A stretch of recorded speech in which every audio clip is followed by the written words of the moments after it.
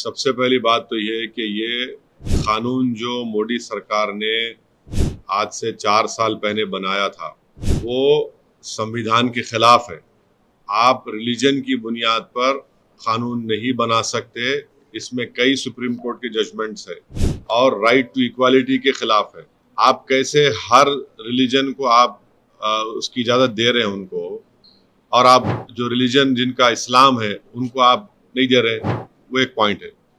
दूसरा ये है कि मैंने उस वक्त पार्लियामेंट में कहा था कि इसी तरह का एक कानून वाइट साउथ अफ्रीका ने बनाया था, तो महात्मा गांधी ने उस कानून को फाड़ दिया था। मैंने भी पार्लियामेंट में इस CAA के उस बिल को फाड़ा था। तीसरी बात यह है कि अब 4 साल के बाद ये सरकार रूल्स बना रही है।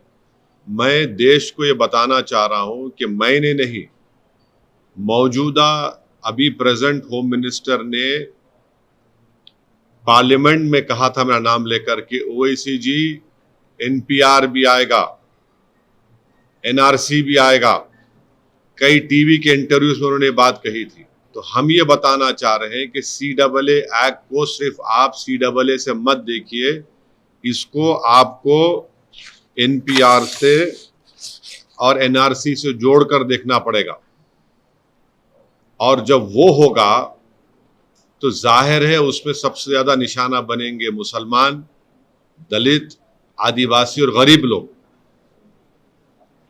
पांचवी बात यह है कि अब आसाम में सुप्रीम कोर्ट मॉनिटर्ड एक NRC हुआ। 19 लाख लोगों के नाम नहीं आए, जिसमें से लगभग 10 से 12 लाख हमारे हिंदू भाई बहनों के नाम नहीं आए। उनको अब हेमंत बिस्वा शर्मा ये बोल रहे हैं कि CAA कानून जब इंप्लीमेंट होगा तो उन सब को सिटीजनशिप मिल जाएगी, क्योंकि उनका रिलीजन उसमें इंक्लूड हो गया। अब उसमें 1 लाख से 1.5 लाख या 2 लाख करीब जो मुसलमान नाम है, उनको इसका फायदा नहीं मिलेगा। ये बताइए, ये नाइंसाफी नहीं है तो क्या है? हेमंत बिस्वा शर्मा ने कहा, बीजेपी के नेताओं ने कहा कि 19 लाख में जो 10 से 12 लाख जो हिंदू भाई बहन के नाम नहीं आए, उनको मिल जाएगा, पूरा सिटीजनशिप मिल जाएगी उनको। अब आप बताइए, नाइंसाफी नहीं है तो क्या है? छठी बात यह है कि भारत में सिर्फ 5% लोगों के पास पासपोर्ट है। ओनली 5% लोगों के पास पासपोर्ट है, रिमेनिंग लोगों ने पासपोर्ट नहीं है। और फिर आधार कार्ड आप देख लिए, प्रूफ ऑफ सिटीजनशिप नहीं है, उसमें खुद लिखा हुआ आधार कार्ड में। भारत में बर्थ रजिस्ट्रेशन 1959 तक मैंडेटरी नहीं था। 1996 में सिर्फ 50% इंडियंस के पास बर्थ सर्टिफिकेट्स था। तो जब NRC होगा, NPR होगा, तो उसमें बायोमेट्रिक एक्सरसाइज होंगी उसमें, और लोकल रजिस्ट्रार में लिस्ट लगाई जाएगी प्रमोद साहब की, असद साहब की। अब प्रसाद साहब जाके बोल सकेंगे नहीं, असद साहब के डाउटफुल है, मैं डाउटफुल बन जाऊंगा। अब मुझे प्रूफ करना पड़ेगा। अब मैं मेरे दादा का बर्थ सर्टिफिकेट लेकर आऊं, क्योंकि मेरा रिलीजन इस्लाम है। अब मैं फिरते रहूं तो फायदा किसका होगा? रद्दी वाले का ही फायदा होगा ना।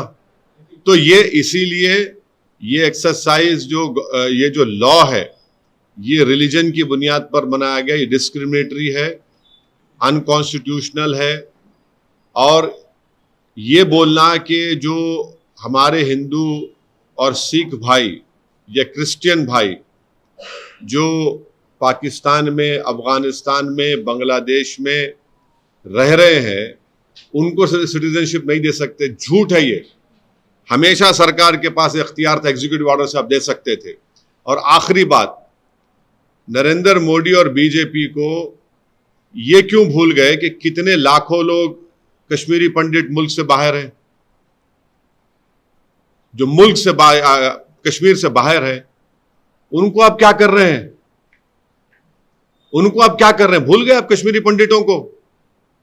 कम से कम 5 लाख कश्मीर के बाहर है, लेकर जाइए ना कश्मीर में उनको। इंग्लैंड में इंडियन जो वहां के इंडियंस यहां पर वहां चले गए जो इलीगल है, उनको वापस लेकर आइए। ग्रेट ब्रिटेन बोल रहा है कि लेकर आइए वापस, सरकार बोलती है हम नहीं लेकर आएंगे। तो ये गलत है, डिस्क्रिमिनेटरी है, अनकॉन्स्टिट्यूशनल है। सरकार के पास पहले से पावर्स थे और है और रहेंगे कि वो जो हिंदू भाई बहन पाकिस्तान में है या बांग्लादेश से है, आप दे सकते हो उनको। और मैंने खुद केस डाला है सुप्रीम कोर्ट में। हम लोग जब CAA का हियरिंग हुई थी, हमारे लॉयर जनाब निजाम पाशा साहब ने स्टे की मांग की थी, तो गवर्नमेंट ने कहा था कि अभी हम रूल्स नहीं बनाए। अब जब रूल्स बनाए तो हम सुप्रीम कोर्ट में डालेंगे और इसके ऊपर हम कोशिश करेंगे कि सुप्रीम कोर्ट में जाकर इसको उठाया जाए, इस मसले को।